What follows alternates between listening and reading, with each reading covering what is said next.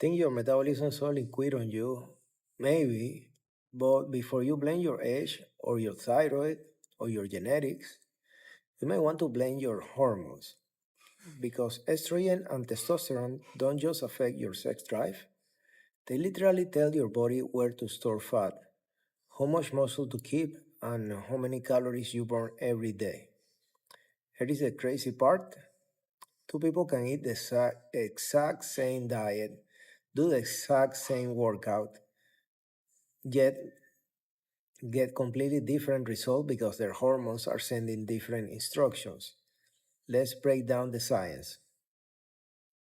Today I'm going to explain how estrogen and testosterone quietly control your metabolism and when hormone testing may actually be worth discussing with your physician. Don't think of estrogen as only a reproductive hormone. Think of it as your body's fat traffic controller. When estrogen levels are healthy, women tend to store fat around the hips and thighs. That's actually a relatively metabolically favorable pattern, but during menopause, that traffic controller clocks out. Now fat start moving somewhere else, right into the abdomen. And belly fat isn't just cosmetic, it's metabolically active. It increases insulin resistance, inflammation, fatty liver risk, and cardiovascular disease. Your body didn't suddenly decide to betray you. It simply received a new hormonal blueprint. Muscle isn't just for athletes, it's your metabolic engine.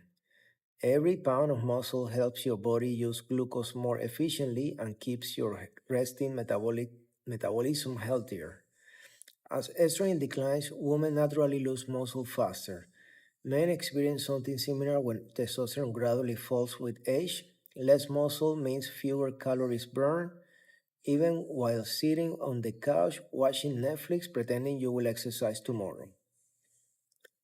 Don't just chase weight loss, protect your muscle first. Protein, resistant training, adequate sleep, these become even more important as hormones change. Think of muscle like your retirement account.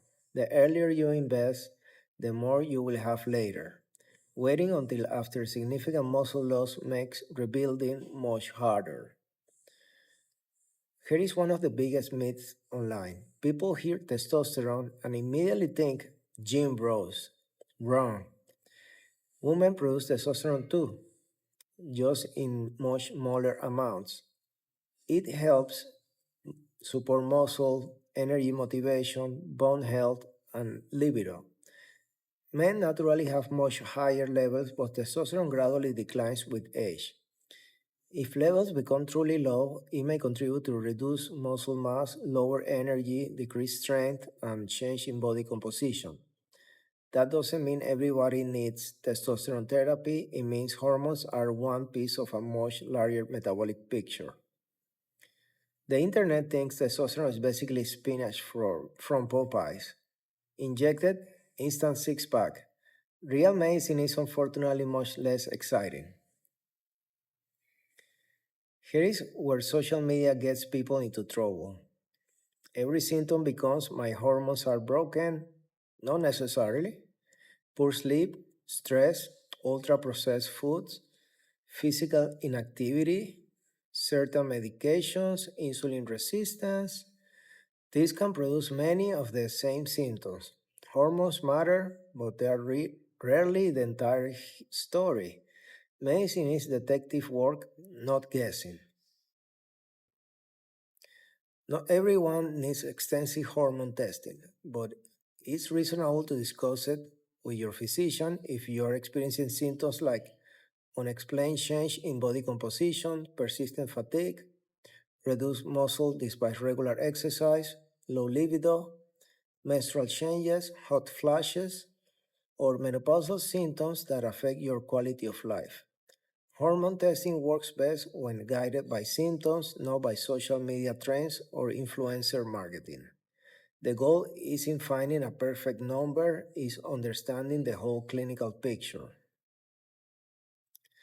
Estrogen and testosterone don't directly decide whether you lose weight, but they absolutely influence how your body store fat, preserve muscle, regulate energy, and respond to lifestyle changes. The good news, you can stop aging, but you can work with your biology instead of against it. Strength train, eat enough protein, prioritize sleep, stay active, and if something feels off, have an informed conversation with your physician about whether hormone evaluation makes sense for you.